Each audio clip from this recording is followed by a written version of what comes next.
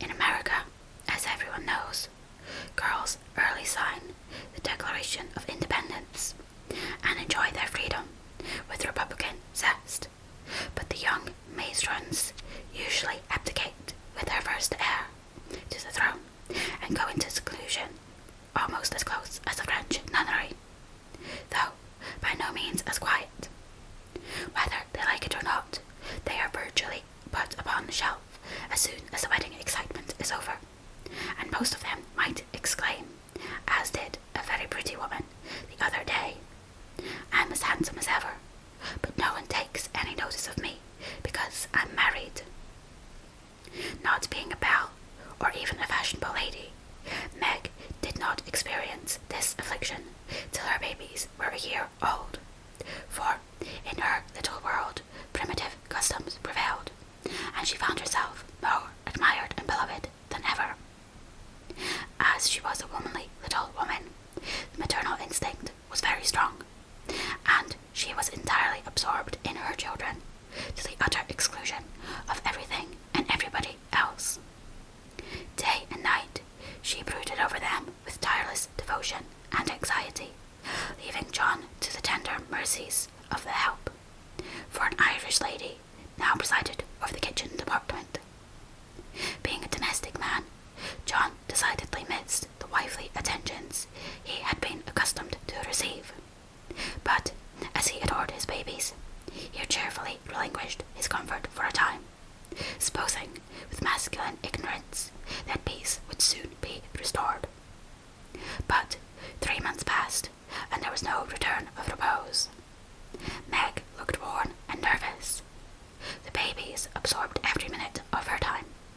The house was neglected, and Kitty, the cook, who took life easy, kept him on short comments. When he went out in the morning, he was bewildered by small commissions for the captive mamma. If he came gaily in at night, eager to embrace his family, he was quenched by a "hush, they are just asleep after worrying all day."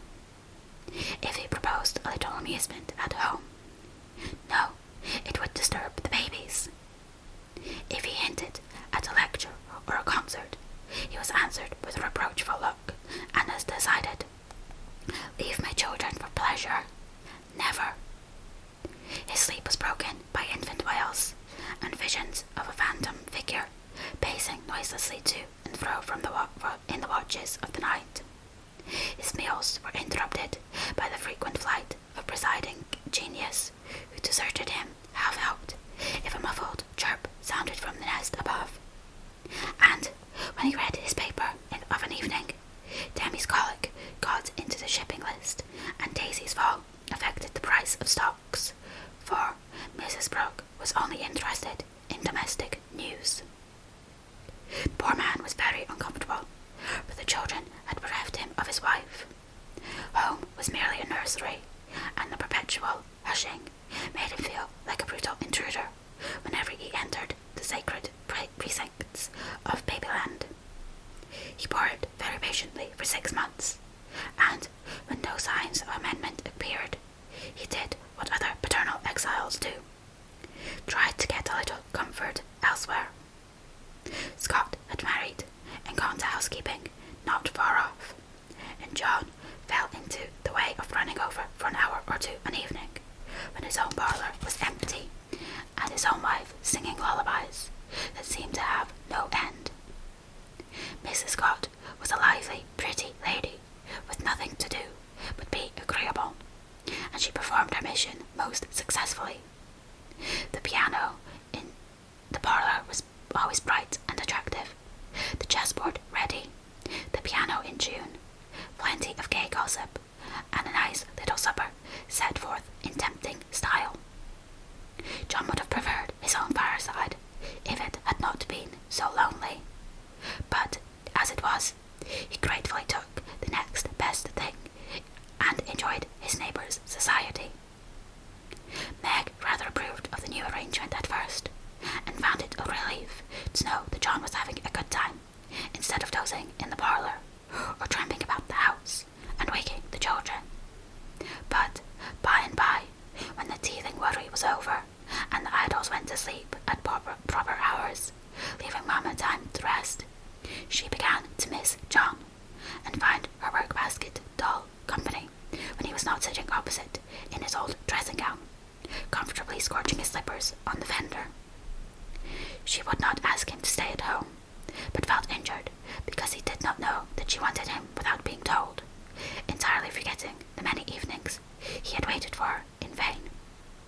She was nervous and worn out with watching and worry, and in that unreasonable frame of mind which the best of mothers occasionally experience when domestic cares oppress them. Want of exercise robs them of cheerfulness, and too much devotion to that idol of American women, the teapot, makes them feel as if they were all nerve and no muscle.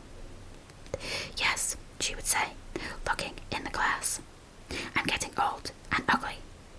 John doesn't find me interesting any longer, so he leaves his faded wife and goes to see his pretty neighbour, who has no encumbrances. Well, the babies love me.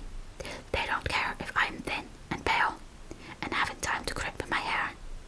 They are my comfort, and someday John will see that I've gladly sacrificed for them, won't he, my precious? To which a pathetic appeal Daisy would answer with a coo, or Demi with a crow, and Meg would put up her lamentations for a maternal revel, which soothed her solitude for the time being. But the pain increased as politics absorbed John, who was always running over to discuss interesting points with Scott, quite unconscious that Meg missed him. Not a word did she say, however, till her mother found her in tears one day, and insisted on knowing what the matter was, for Meg's drooping spirits had not escaped her observation. I wouldn't tell anyone except you, Mother, but I really do need advice. For if John goes on much longer, I might as well be widowed, replied Mrs. Brooke, drying her tears on Daisy's bib with an injured air. Goes on how, my dear? Asked her mother anxiously. He's away all day, and at night, when I want to see him, he is continually going over to the Scots. It isn't fair that I should have the hardest work, and never any amusement. Men are very selfish, even the best of them. So are women.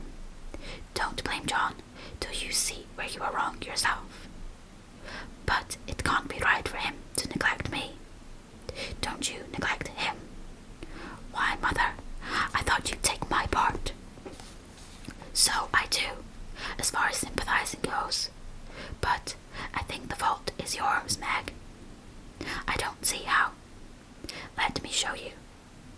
Did John ever neglect you, as you call it, while you made it a point to give him your society of an evening, his only leisure time? No, but I can't do it now, with 2 babies to attend. I think you could, dear, and I think you ought. May I speak quite freely, and will you remember that it's Mother who blames as well as Mother who sympathizes? Indeed I will. Speak to me as if I were little Meg again. I often feel as if I need teaching more than ever since these babies look to me for everything. Meg drew her low chair beside her mother's, and, with a little interruption on either lap, the 2 women rocked and talked lovingly together, feeling that the tie of motherhood made them more one than ever. You have only made the mistake that young wives make, forgotten your duty to your husband in your love for your children. A very natural and forgivable mistake, Meg, but one that had better be remedied before you take to different ways. For children should draw you nearer than ever, not separate you as if they were all yours, and John had nothing to do but support them. I've seen it for some weeks, but have not spoken, feeling sure it would come right in time. I'm afraid it won't. If I ask him to stay, he'll think I'm jealous, and I wouldn't insult him by such an idea. He doesn't see that I want him, and I don't know how to tell him without words. Make it so pleasant he won't want to go away. My dear, he's longing for his little home, but it isn't home without loved you, and you were always in the nursery. Oughtn't I to be there? Not all the time. Too much confinement makes you nervous, and then you are unfitted for everything. Besides, you owe something to John as well as to the babies. Don't neglect husband for children. Don't shut him out of the nursery, but teach him how to help in it. His place is there as well as yours, and the children need him. Let him feel that he has a part to do, and he will do it gladly and faithfully, and it will be better for you all. You really think so, Mother? I know it, Meg, for I've tried it, and I seldom give advice unless I've proved its practicability.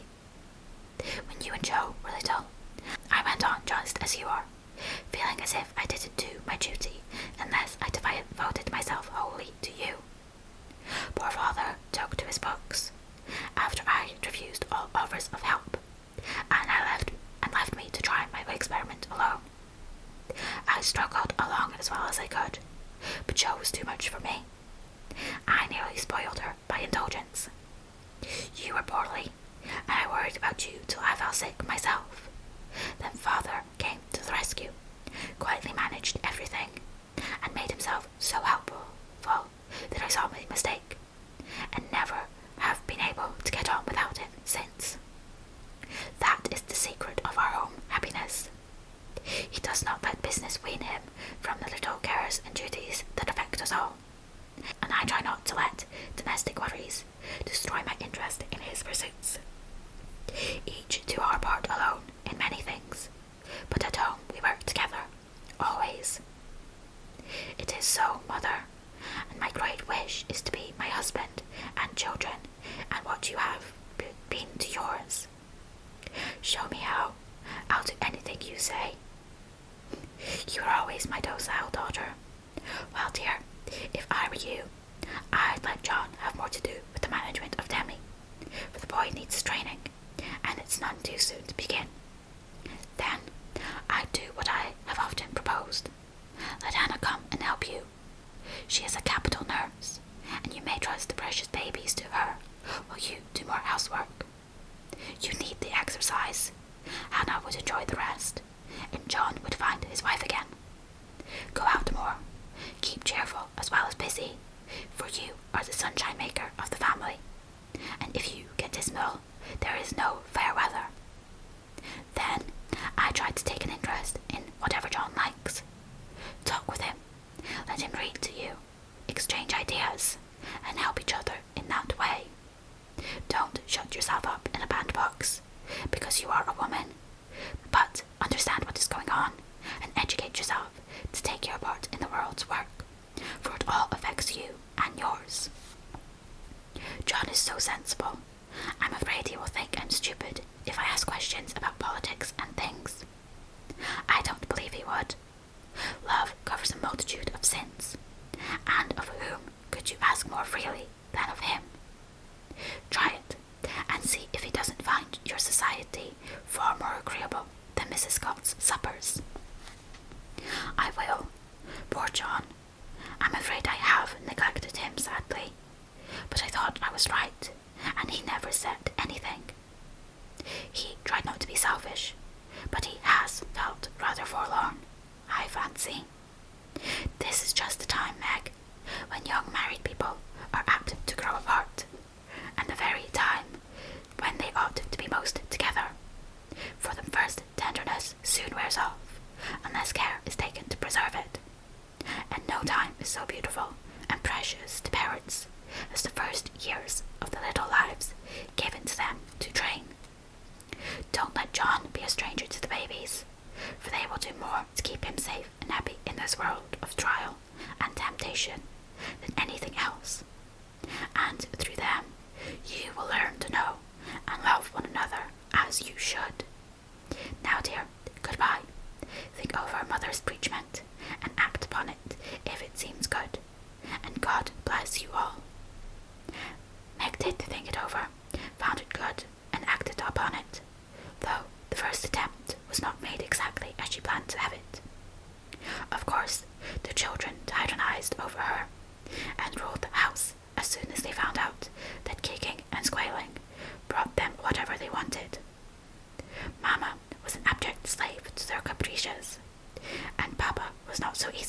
castigated, and occasionally afflicted his tender spouse by an attempt at paternal discipline with his obstreperous son. For Demi inherited a trifle of his sire's firmness of character. We won't call it obstinacy, but when he made up his little mind to have or do anything, all the king's horses and all the king's men could not change that pertinacious little mind. Mamma thought the dear too young to be taught to conquer his prejudices, but Papa believed that it never was too soon to learn obedience. So, Master Demi early discovered that when he undertook to wrestle his barbar, he always got the worst of it. Yet, like the Englishman, Baby respected the man who conquered him, and loved the father whose grave "no, no" was more impressive than all Mamma's love pats. A few days after the talk with her mother, Meg resolved to try a social evening with John. So she ordered a nice supper, set the parlour in order, dressed herself prettily, and put the children to bed early, that nothing should interfere with her experiment. But, unfortunately, Demi's most unconquerable prejudice was against going to bed, and that night he decided to go on a rampage. So, poor Meg sang and rocked, told stories, and tried every sleep-provoking while she could devise, but all in vain. The big eyes wouldn't shut, and long after Daisy had gone to bye-byes, like the chubby little bunch of good nature she was, naughty Demi lay staring at the light with the most discouragingly wide-awake expression of countenance. Will Demi lie still like a good boy, while Mamma runs down and gives poor Papa his tea? Asked Meg, as the hall door softly closed, and the well-known step went tiptoeing into the dining room. Me has tea, said Demi, preparing to join in the revel. No, but I'll save you some little cakeys for breakfast if you'll go bye-bye like Daisy. Will you, lovey? And Demi shut his eyes tight, as if to catch sleep, and hurried the desired day. Taking advantage of the proprietor's moment, Meg slipped away and ran down to greet her husband with a smiling face, and a little blue bow in her hair, which was his especial admiration. He saw it at once, and said with pleasure, "Why, little mother, how gay we are tonight! Do you expect company?" "Only you, dear. Is it a birthday, anniversary, or anything?" "No, I'm tired of being dowdy, so I dressed up as a change. You always make yourself nice for table, no matter how tired you are. So why shouldn't I when I have the time?" "I do it out of respect for you, my dear," said old-fashioned John. "Ditto, ditto, Mr. Brooke," laughed Meg, looking young and pretty again, as she nodded to him over the teapot. "Well, it's altogether delightful, and like old times. This tastes right. I drink your health, dear." And John sipped his tea with an air of reposeful rapture, which was of very short duration, however, for, as he put down his cup, the door-handle rattled mysteriously, and a little voice was heard, saying impatiently, "Uppy doy, me's come in. It's that naughty boy.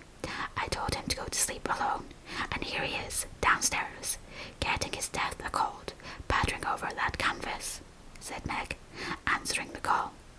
"Morning now," announced Demi, in joyful tone, as he entered with his long nightgown gracefully festooned over his arm, and every girl bobbing gaily as he pranced about the table, eyeing the cakeys with loving glances. "No, it isn't morning yet. You must go to bed and not trouble poor Mamma. Then you can have the little cake with sugar on it."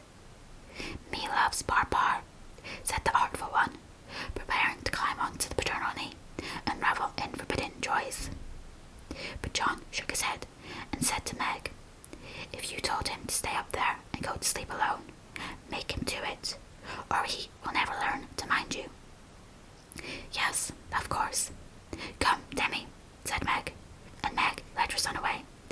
a strong desire to spank the little marplot, who hopped beside her, labouring under the delusion that the bribe was to be administered as soon as they reached the nursery.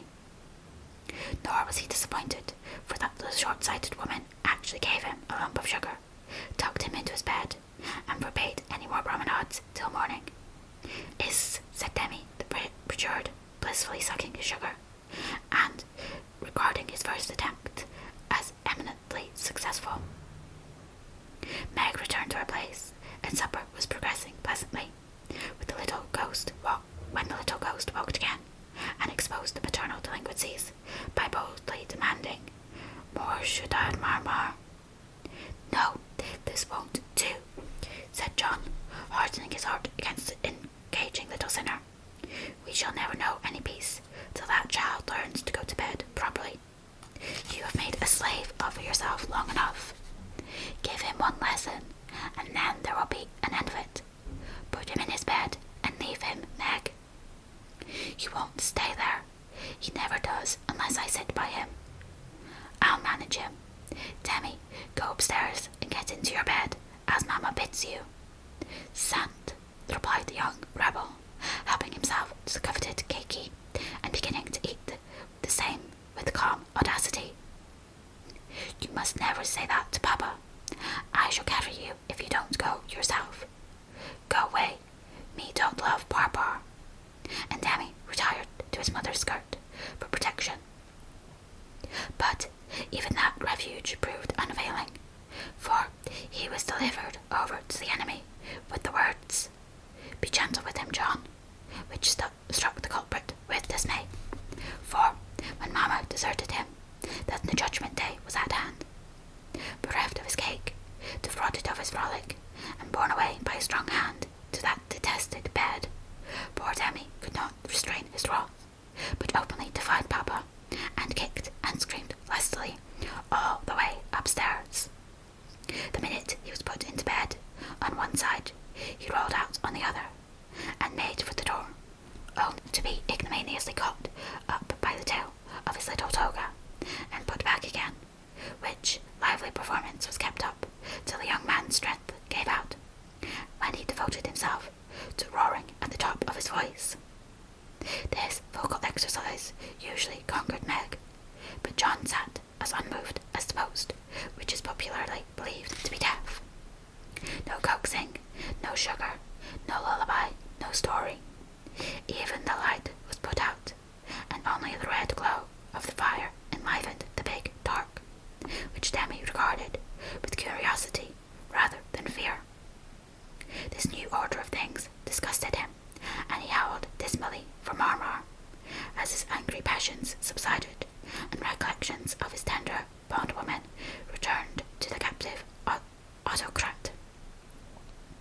The plaintive wail which succeeded the passionate roar went to Meg's heart, and she ran up to say beseechingly, "Let me stay with him. He'll be good now, John." "No, my dear. I've told him he must go to sleep, as you bid him, and he must, if I stay here all night." "But he'll cry himself sick," pleaded Meg, reproaching herself for deserting the boy. "No, he won't. He's so tired he will soon drop off, and then the matter is settled, for he will understand that he has got to mind. Don't interfere. I'll manage him. He's my child, and I can't have his spirit broken by harshness. He's my child, and I won't have his temper spoiled by indulgence. Go down, my dear, and leave the boy to me." When John spoke in that masterful tone, Meg always obeyed, and never regretted her docility. "Please let me kiss him once, John." "Certainly.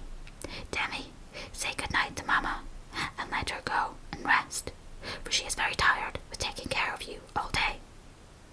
Meg always insisted upon it that the kiss won the victory, for, after it was given, Demi sobbed more quietly, and lay quite still at the bottom of the bed, whither he had wriggled in his anguish of mind. "Poor little man, he's worn out with crying. I'll cover him up, and then go and set Meg's heart at rest," thought John, creeping to the bedside, hoping to find his rebellious heir asleep. But he wasn't. eyes opened, and his little chin began to quiver, and he put up his arms, saying with a penitent hiccup, "Me's dead now." Sitting on the stairs outside, Meg wondered if the long silence which followed the uproar, and after imagining all sorts of impossible accidents, she slipped into the room to set her fears at rest. Demi lay fast asleep, not in his usual spread-eagled attitude, but in a subdued bunch, cuddled close in the circle of his father's arm, and holding his father's finger, as if he felt that justice was tempered with mercy, and had gone to sleep a sadder and wiser baby. So held, John had waited with a womanly patience till the little hand relaxed its hold, and, while waiting, had fallen asleep, more tired by the tussle with his son than his whole day's work. As Meg stood watching the two faces on the pillow, she smiled to herself, and then slipped away again, saying in a satisfied tone, "I never need fear that John will be too harsh with my babies. He does know how to manage them, and we will be a great help, for Demi is getting too much for me." When John came down at last, expecting to find a pensive or reproachful wife, he was agreeably surprised to find Meg placidly trimming a bonnet, and to be greeted with the request to read something about the election, if he was not too tired. John saw in a minute that a revolution of some kind was going on, but wisely asked no questions, knowing that Meg was such a transparent little person, she couldn't keep a secret to save her life, and therefore the clue would soon appear.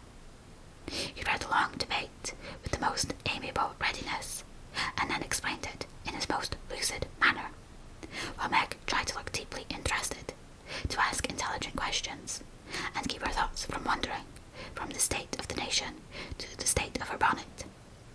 In her secret soul, however, she decided that politics were as bad as mathematics, and that the mission of politicians seemed to be calling each other names.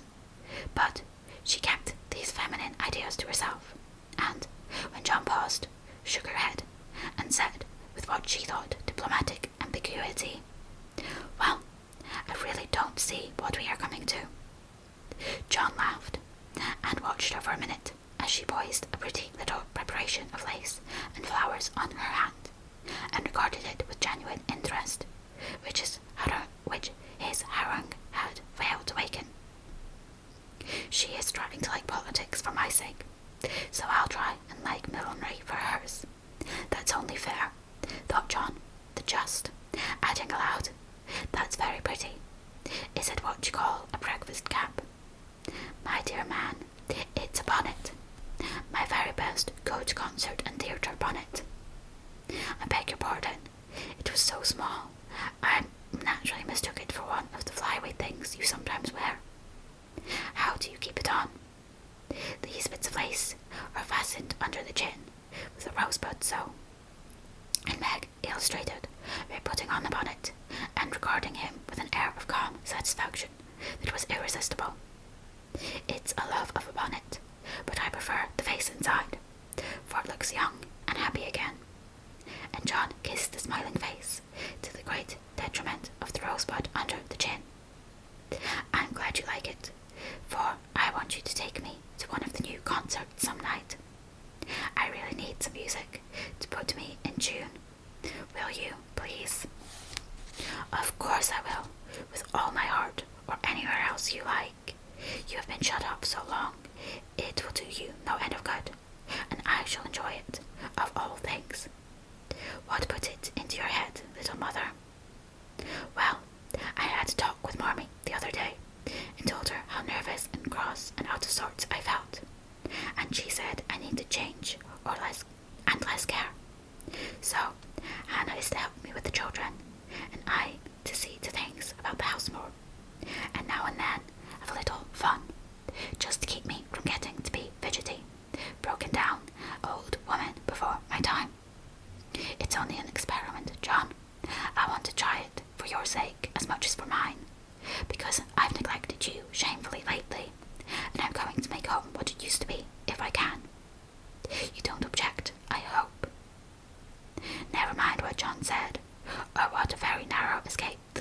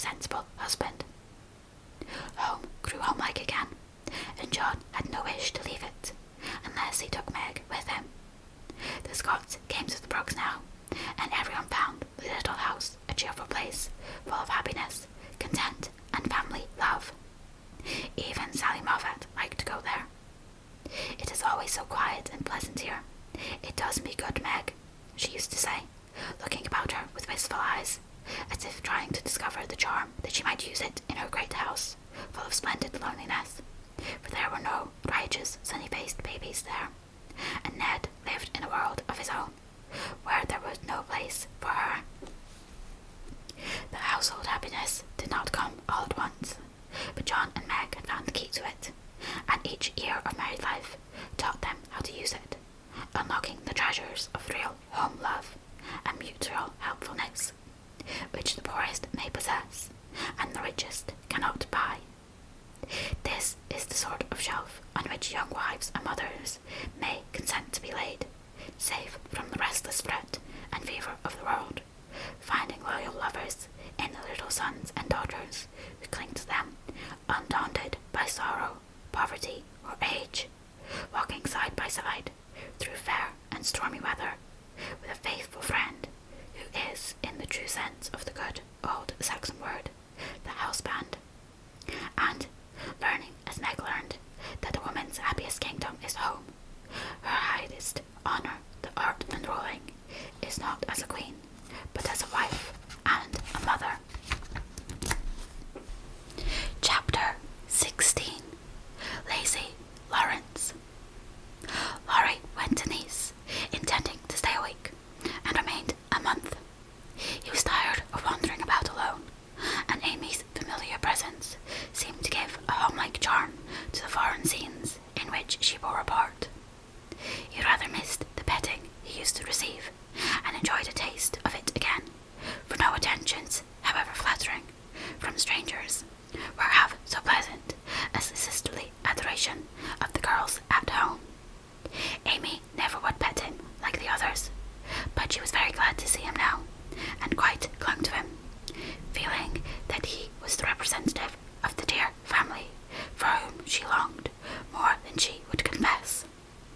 They naturally took comfort in each other's society, and were much together, riding, walking, dancing, or dawdling, for at Nice no one can be very industrious during the gay season. But, while apparently amusing themselves in the most careless fashion, they were half-consciously making discoveries and forming opinions about each other. Amy rose daily in the estimation of her friend, but he sank in hers, and each felt the truth before a word was spoken.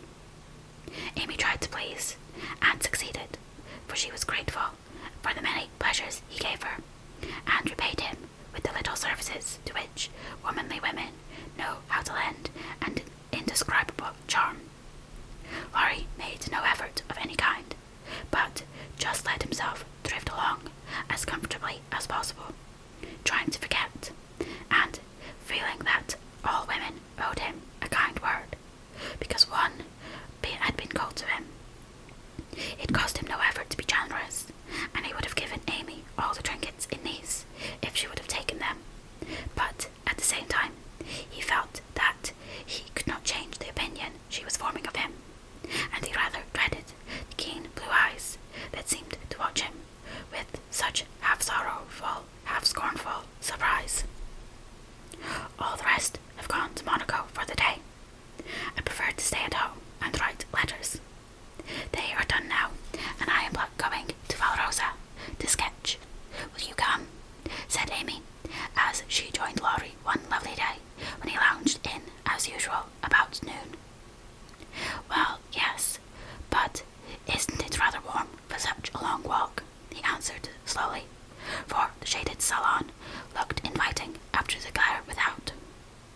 I'm going to have the little carriage and Baptiste contrive, so you'll have nothing to do but hold your umbrella and keep your gloves nice, returned Amy, with a sarcastic glance at the immaculate kids, which were a weak point with Laurie.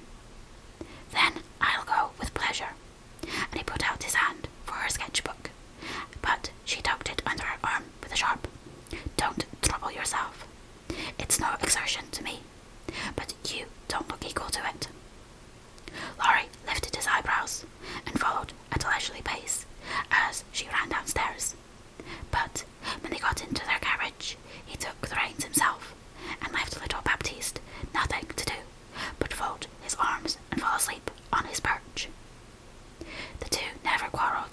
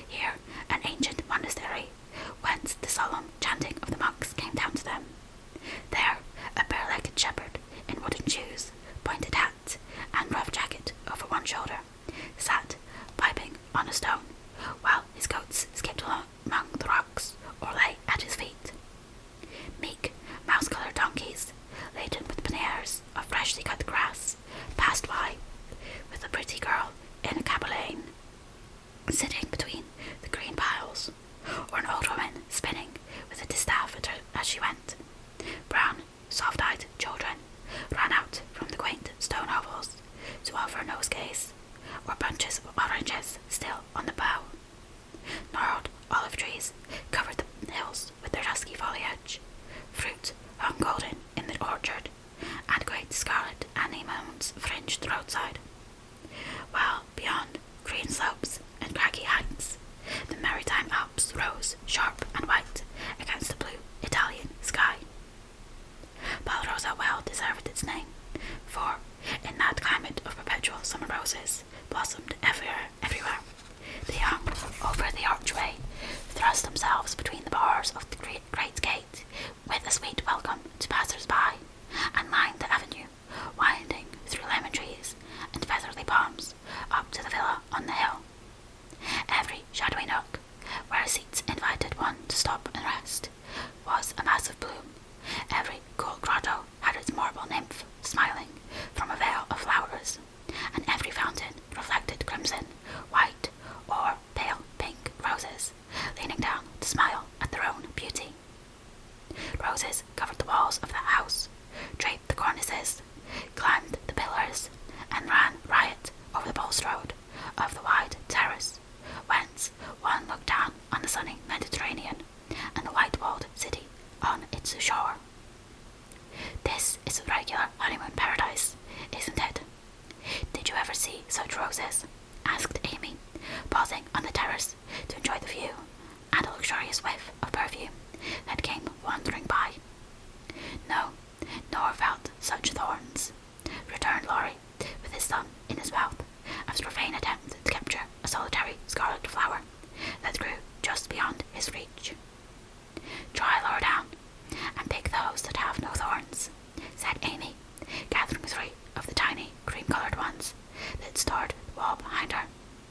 She put them in his buttonhole as a peace offering, and he stood a minute, looking down at them with a curious expression, for in the Italian part of his nature there was a touch of superstition, and he was just then in that state of half-sweet, half-bitter melancholy, when imaginative young men find significance in trifles, and food for romance everywhere.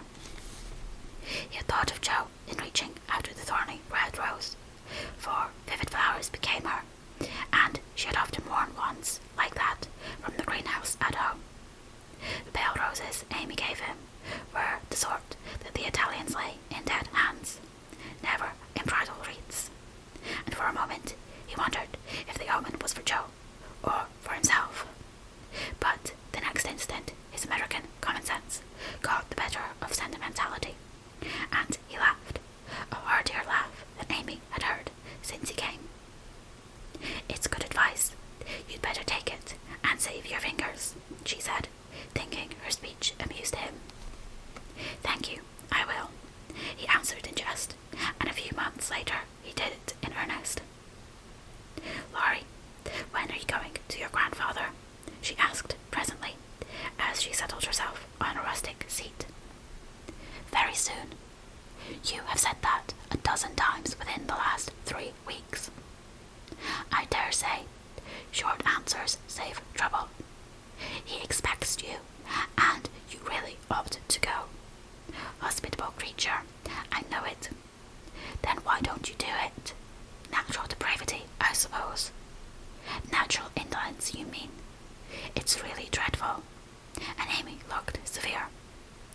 Not so bad as it seems, for I should only plague him if I went, so I might as well stay and plague you a little longer.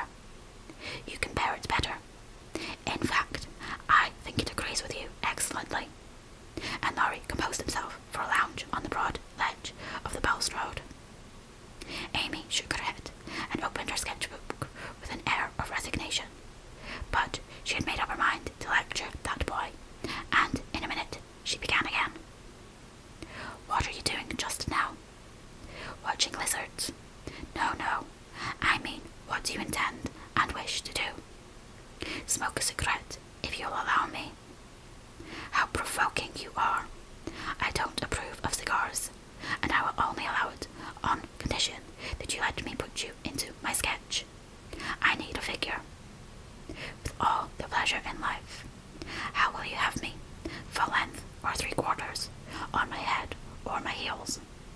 I should respectfully suggest a recumbent posture. Then put yourself in also and call it docile far niente. Stay as you are and go to sleep if you like. I intend to work hard, said Amy in her most energetic tone. What delightful enthusiasm! And he leaned against the tall urn with an air of entire satisfaction. What would Jo say if she saw you now? Asked Amy impatiently, hoping to stir him up by the mention of her still more energetic sister's name. As usual. Go away, Teddy. I'm busy. He laughed as he spoke, but the laugh was not natural, and a shade passed over his face, for the utterance of the familiar name touched the wound that was not healed yet. Both tone and shadow struck Amy, for she had seen and heard them before, and now she looked up in time to catch a new expression on Laurie's face. A hard, bitter look, full of pain, dissatisfaction, and regret. It was gone before she could study it, and the listless expression was back again. She watched him for a moment with artistic pleasure, thinking how like an Italian he looked, as he lay basking in the sun, with uncovered head and eyes full of southern dreaminess, for he seemed to have forgotten her and fallen into a reverie. You look like the effigy of a young knight asleep on his tomb, she said, carefully tracing the well-cut profile defined against the dark stone. Wish I was. That's a foolish wish, unless you have spoiled your life. You are so changed, I sometimes think. There, Amy stopped, with a half-timid, half-wistful look, more significant than her unfinished speech. Laurie saw and understood the affectionate anxiety which she hesitated to express, and looked straight into her eyes, said, just as he used to say to her mother, "It's all right, ma'am." That satisfied her, and set at rest the doubts that had begun to worry her lately. It also touched her, and she showed that it did by the cordial tone in which she said, "I'm glad of that. I didn't think you'd been a very bad boy, but I fancied you might have wasted money at that wicked Baden, lost your heart to some charming Frenchwoman with a husband, or got into some of the scrapes that young men seem to consider a necessary part of a foreign tour. Don't stay out there in the sun. Come and lie on the grass here, and let us be friendly, as Jo used to say when we got on the sofa corner and told secrets." Laurie obediently threw himself down on the turf, and began to amuse himself by sticking daisies into the ribbons of Amy's hat that lay there. "I'm all ready for the secrets," and he glanced up with a decided expression of interest in his eyes. "I've none to tell. You may begin." "Haven't one to bless myself with. I thought perhaps you'd had some news from home. You have heard all that has come lately. Don't you hear often? I fancied Jo would send you volumes. She's very busy. I'm roving about so. It's impossible to be regular, you know. When did you begin your great work of art, Raffaella?" he asked, changing the subject abruptly after another pause in which he had been wondering if Amy knew his secret and wanted to talk about it. "Never," she answered with a despondent but decided air. "Rome took all the vanity out of me, for, after seeing the wonders there, I felt too insignificant to live, and gave up all my foolish hopes in despair." "Why should you, with so much energy and talent?" "That's just why. Because talent isn't genius, and no amount of energy can make it so. I want to be great or nothing. I won't be a commonplace dauber, so I don't intend to try any more." "And what are you going to do with yourself now, if I may ask?" "Polish up my other talents, and be an ornament to society, if I get the chance." It was a characteristic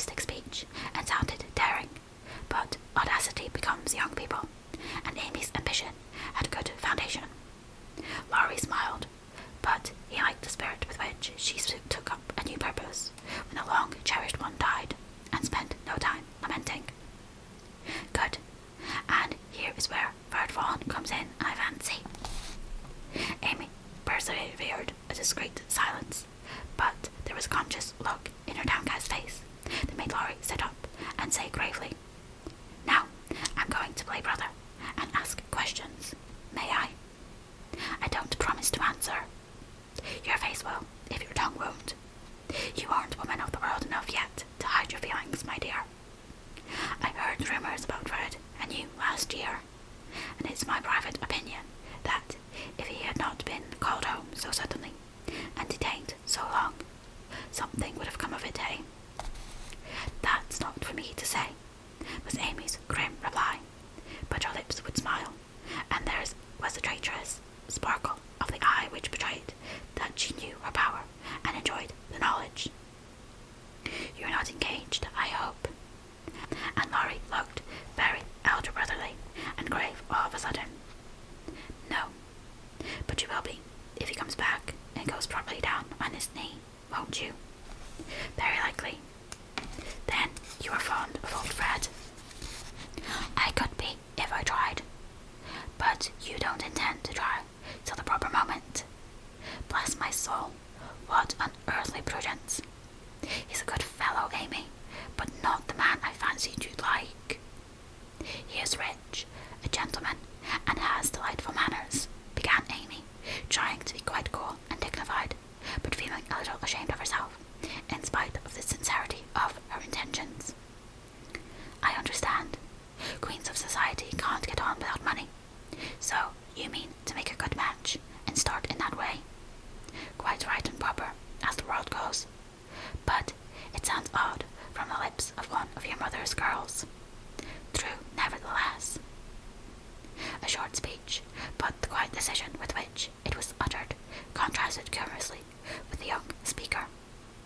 Laurie felt this instinctively, and laid himself down again, with a sense of disappointment which he could not explain. His look and silence, and as well as a certain inward self-disapproval, ruffled Amy, and made her resolve to deliver her lecture without delay.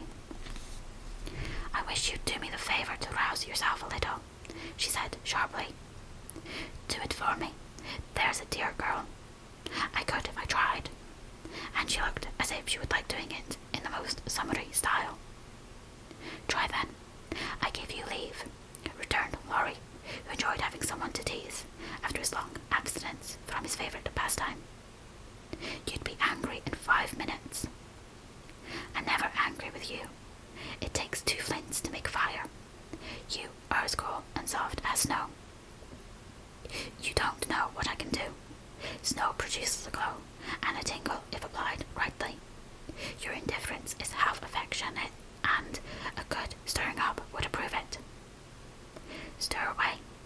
It won't hurt me, and it may amuse you, as the big man said when his little wife beat him. Regard me in the light of a husband or a carpet, and beat till you are tired, if that sort of exercise agrees with you.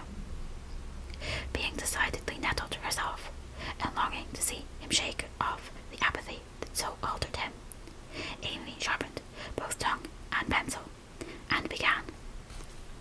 Flo and I have got a new name for you. It's Lazy Lawrence. How do you like it? She thought it would annoy him, but he only folded his arms under his head with an imperturbable, "No, that's not bad, thank you, ladies." Do you want to know what I honestly think of you? Pining to be told. Well, I despise you. If she had even said, I hate you, in a petulant or coquettish tone, he would have laughed, and rather liked it. But the grave, almost sad accent in her voice made him open his eyes and ask quickly, Why, if you please? Because, with every chance for being good, useful, and happy, you are faulty, lazy, and miserable. Strong language, mademoiselle. If you like it, I'll go on. Pray do. It's quite interesting. I thought you'd find it so.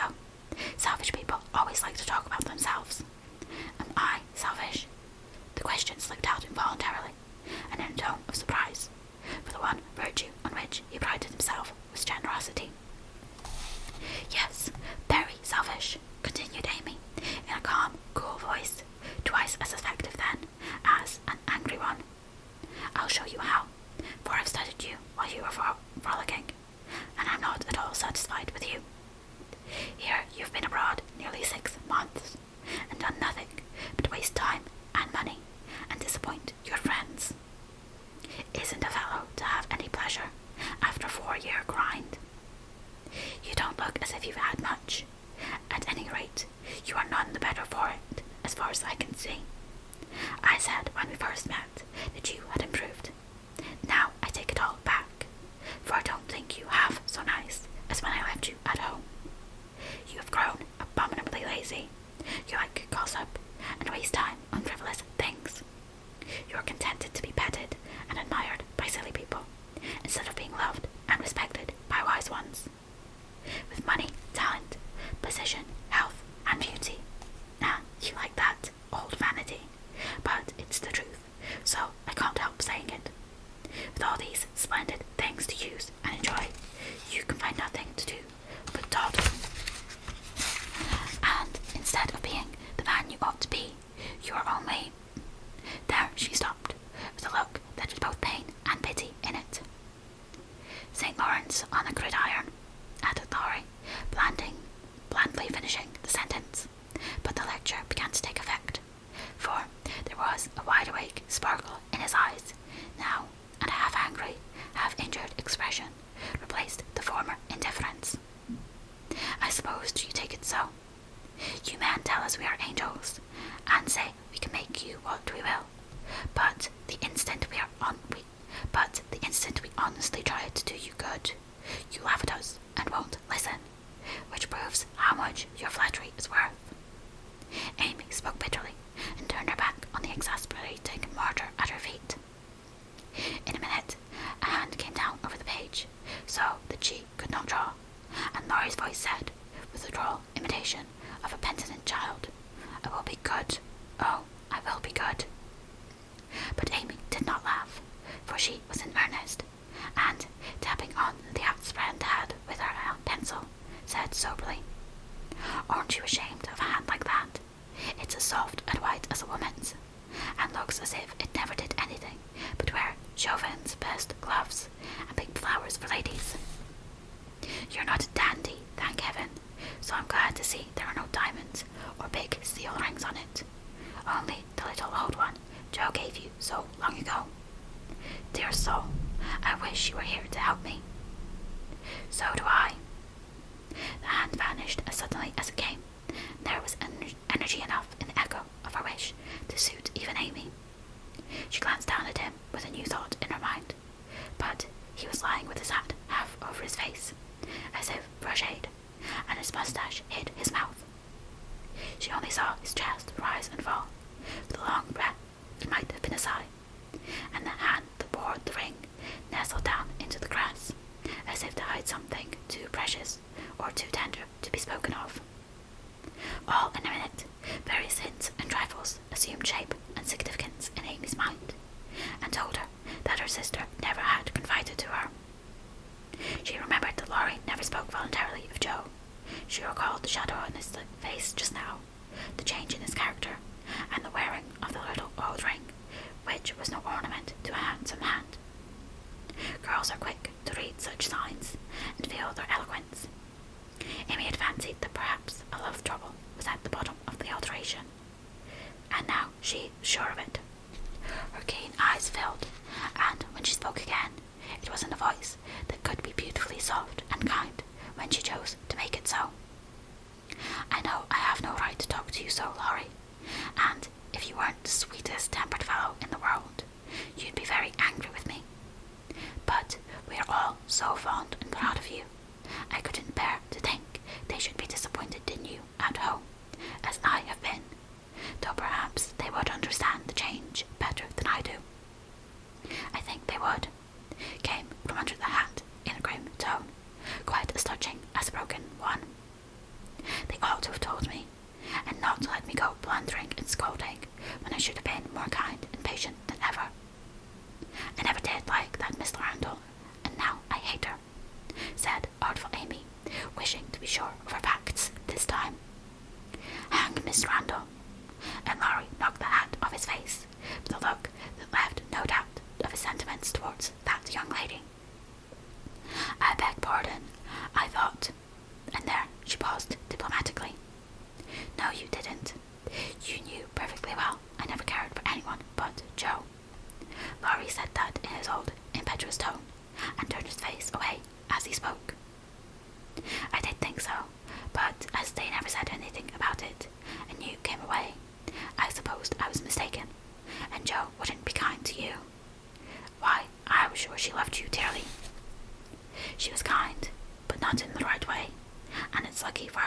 she didn't love me.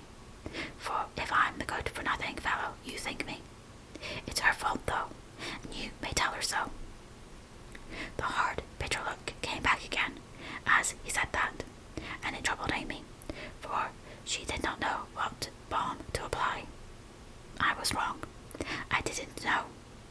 I'm very sorry I was so cross, but I can't help wishing you'd bear it better, Teddy dear. Don't. That's her name for me. And Laurie put up his hand with a quick gesture to stop the words spoken in Joe's half-kind, half-reproachful tone. Wait till you've tried it yourself, he added in a low voice as he pulled up the grass by the handful. I'd take it manfully and be respected if I couldn't be loved, said Amy, with the decision of one who knew nothing about it.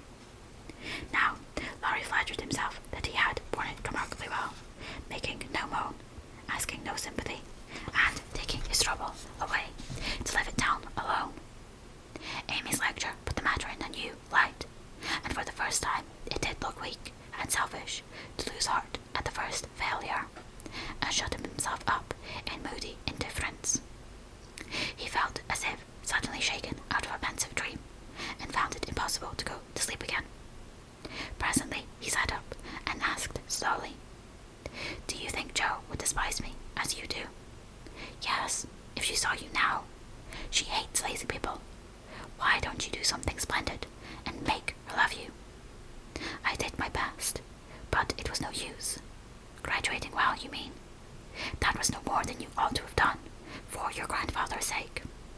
It would have been shameful to fail after spending so much time and money, when everyone knew that you could do well. I did fail, say what you will, for Jo wouldn't love me, began Laurie, leaning his head on his hand in a despondent attitude. No, you didn't, and you'll say so in the end, for did you good, and proved that you could do something if you tried. If you'd only set about another task of some sort, you'd soon be your hearty, happy self again, and forget your trouble. That's impossible. Try it and see. You needn't shrug your shoulders and think much she knows about such things. I don't pretend to be wise, but I am observing, and I see a great deal more than you'd imagine. I'm interested in other people's experiences and inconsistencies, and though I can't explain, I remember and use them for my own benefit. Jo, love Jo all your days if you choose, but don't let it spoil you, for it's wicked to throw away so many good gifts because you can't have the one you want. There, I won't lecture any more, for I know you'll wake up and be a man in spite of that hard-hearted girl. Neither spoke for several minutes.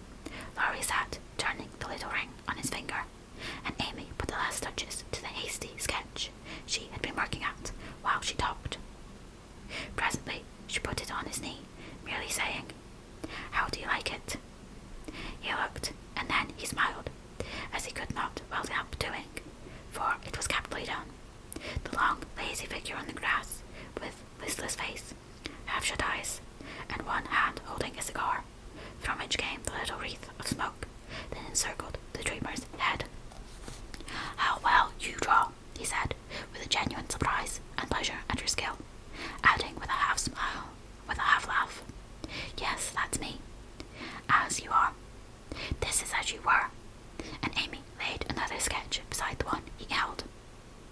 It was not nearly so well done, but there was a life and spirit in it, which atoned for many faults, and it recalled the past so vividly that a sudden change swept over the young man's face as he looked. Only a rough sketch of Laurie taming a horse.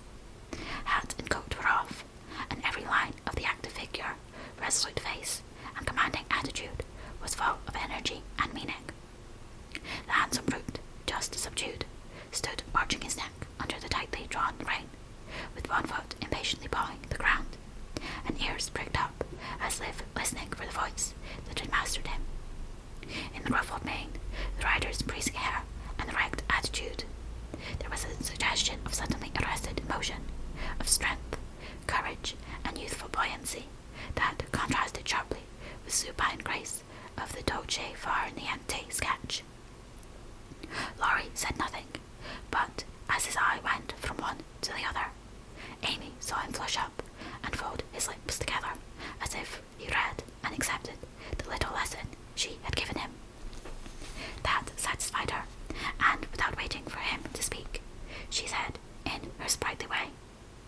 Don't you remember the day you played Rary with Puck and we all looked on? Meg and Beth were frightened, but Joe clapped and pranced, and I sat on the fence and threw you. I found that sketch in my portfolio the other day, touched it up, and kept it to show you. Much obliged. You've improved immensely since then, and I congratulate you. May I venture to suggest in A Honeymoon Paradise that 5 o'clock is the dinner hour at your hotel? Laurie rose as he spoke, returned the pictures with a smile and a bow, and looked at his watch, as if to remind her that even moral lectures should have an end. He tried to resume his former easy, indifferent air, but it was an affectation now, for the rousing had been more vivacious than he would confess. Amy felt the shade of coldness in his manner, and said to herself, "Now I've offended him. Well, if it does him good, I'm glad. If it makes him hate me, I'm sorry. But it's true, and I can't take back a word of it." They laughed and chatted all the way home, and little Baptiste, up behind, thought that Monsieur and Mademoiselle were in charming spirits, but both felt ill at ease. The friendly frankness was disturbed. The sunshine had a shadow over it, and, despite their apparent gaiety, there was a secret discontent. In the heart of each. "Shall we see you this evening, Montfrier?" asked Amy, as they parted at her aunt's door. "Unfortunately, I have an engagement. Au revoir, mademoiselle." And Laurie bent as if to kiss her hand, in the foreign fashion, which became him better than many men. Something in his face made Amy say quickly and warmly, "No, be yourself with me, Laurie, and part in the good old way. I'd rather have a hearty English handshake than all the sentimental salutations in France. Goodbye, dear." And with these words uttered in the tone she liked, Laurie left her, after a handshake almost painful in its heartiness. Next morning, instead of the usual call, Amy received a note which made her smile at the beginning and sigh at the end. "My dear mentor, please make my adieu to your aunt, and exult within yourself, for lazy Lawrence has gone to his grandpa, like the best of boys. A pleasant winter to you, and may the gods grant you a blissful honeymoon at Valrosa. I think Fred would be benefited by a rouser. Tell him so, with my congratulations. Yours gratefully, Telemachusis." "Good boy. I'm glad he's gone.